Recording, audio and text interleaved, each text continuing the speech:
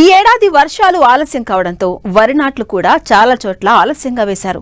ప్రస్తుతం చాలా చోట్ల పిలక చేసే దశ నుంచి దుబ్బు చేసే వరకు వరి పైర్లు ఉన్నాయి. అయితే ఈ సమయంలో రకరకాల పురుగులు ఆశించే అవకాశం ఉంటుంటున్నారు శాస్త్రవేత్తలు.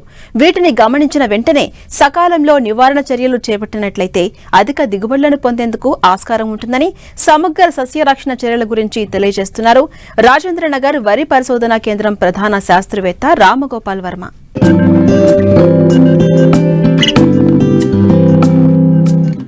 ప్రస్తుతమున్న వాతావరణ పరిస్థితులు వరి పైరులో కాండం తొలుచు, ఉల్లికోడు, సుడిదోమ ఆశించుటకు ఆస్కారం ఉంది. చాలా చోట్ల వరి పైరులో ఈ పురుగులు ఆశించినట్లు శాస్త్రవేత్తలు గుర్తించారు. ముఖ్యంగా కాండం తొలుచు పురుగు నారుమడి దశ నుంచి పైరు కంకి వేసే దశ వరకు ఏ సమయంలో అయినా ఆశించి నష్టం కలుగజేస్తుంది. దీని తల్లి రెక్కల పురుగు గోధుమ రంగులో ఉండి రెక్కలపై నల్లని చుక్కలు కలిగి ఉంటుంది. ఈ రెక్కల పురుగు ఆకుల చివరి భాగంలో గుడ్లు పెడుతుంది. ఈ గుడ్లపై తన రెక్కల నూగును కప్పి ఉంచుతుంది. 5 నుండి 9 రోజుల్లో ఈ గుడ్ల నుంచి పిల్ల పురుగులు బయటకు వచ్చి మొక్కల మొదళ్లకు చేరి లేత కాండాలకు రంధ్రాలు చేసి లోపలి కణజాలాన్ని కొరికి తినేసి తీవ్ర నష్టం కలుగజేస్తుంది. ఈ పురుగును సకాలంలో నివారించకపోతే 20 నుంచి 30% దిగుబడులను రైతులు నష్టపోవాల్సి వస్తుంది. అలాగే సెప్టెంబర్, అక్టోబర్ వరకు ఉండే వాతావరణ పరిస్థితులు సుడిదోమ ఉధృతికి అనుకూలం. అలాగే పిలక దశలో ఉల్లికోడు ఆశించి తీవ్ర నష్టం చేసే అవకాశం ఉంది.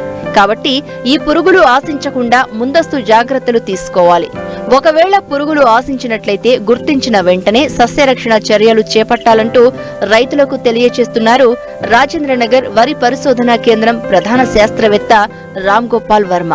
ముఖ్యంగా చూసుకున్నట్లయితే మనకు వరిలో దాదాపు 60 లక్షల ఎకరాల్లో వానాకాలంలో వరి సాగు చేస్తూ ఉంటారు. ఇప్పుడు వరి మన వివిధ ప్రాంతాల్లో చూసుకున్నట్లయితే ఇప్పటికే నాట్లు చాలా ప్రాంతాల్లో పూర్తయినాయి. దాదాపుగా 80% వరకు కూడా పూర్తయి పిలక దశలో ఎక్కువ శాతం పైర్లు ఉన్నాయి. మనకి ముఖ్యంగా నిజామాబాద్ ఆ ప్రాంతంలో ఎక్కువగా వరి ముందుగా సాగు చేపడతారు కాబట్టి అలాంటి ప్రాంతాల్లో ఇప్పుడే ఉల్లికోడు ఆశించినట్టు కూడా సమాచారం అందుతూ ఉంది.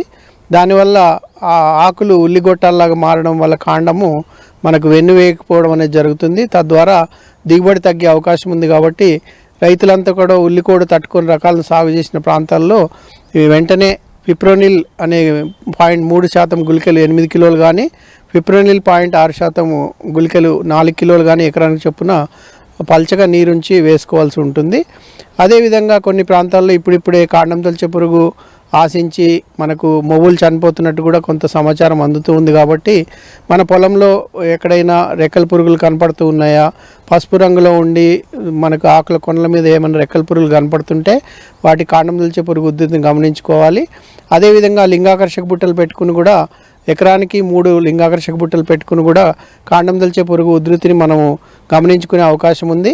దానిలో బుట్టకి 25 నుంచి 30 పురుగులు పడినప్పుడు మాత్రమే మనము సస్యరక్షణ చర్యలు చేపట్టాల్సి ఉంటుంది. అదేవిధంగా 25 నుంచి 30 రోజుల దశలో ఉన్న పైరులో కనుక మనం ఒకసారి క్లోరాంట్రానిల్పోల్ అనే 0.4G గుళికలు ఎకరానికి 4 కిలోలు చొప్పున కానీ, కార్టాప్ హైడ్రోక్లోరైడ్ 4G గుళికలు ఎకరానికి 8 కిలోలు చొప్పున కానీ మనము 20 కిలోలు ఇసుకలో కలిపి సమానంగా పొలం అంతా జల్లుకున్నట్లయితే మనకు ఈ కాండం తొలిచే పురుగును కూడా మనం నివారించుకునే అవకాశం ఉంది. ఇదే కాకుండా మనకు ప్రధాన సమస్య మనకు వానాకాలంలో వచ్చే దానిలో సుడిదోమ అనేది చాలా ప్రధానమైన సమస్యగా ఉంటుంది. కాబట్టి ఇప్పటి నుంచి కూడా రైతులు సుడిదోమను ఎక్కడన్నా ఆశిస్తుందా లేదా అనేది గమనించుకుంటూ సెప్టెంబర్ మాసంలో ఈ సుడిదోమకు సంబంధించిన యాజమాన్య చర్యలు తప్పనిసరిగా చేపట్టాలి. ముఖ్యంగా దుబ్బుకి పిలక దశలో అయితే 10 నుంచి 15 దోమలు, అదేవిధంగా మనకు అంకురం దశలో అయితే 20 నుంచి 25 దోమలు ఉన్నప్పుడు దాని యొక్క సస్యరక్షణ చేపట్టాలి. ముఖ్యంగా సన్నగింజ రకాలు ఏదైతే ఉన్నాయో వాటిల్లో ఈ దోమ ఉధృతి ఎక్కువగా ఉంటుంది, తట్టుకునే శక్తి ఉండదు. కాబట్టి వాటిల్లో యాజమాన్యం ముఖ్యము.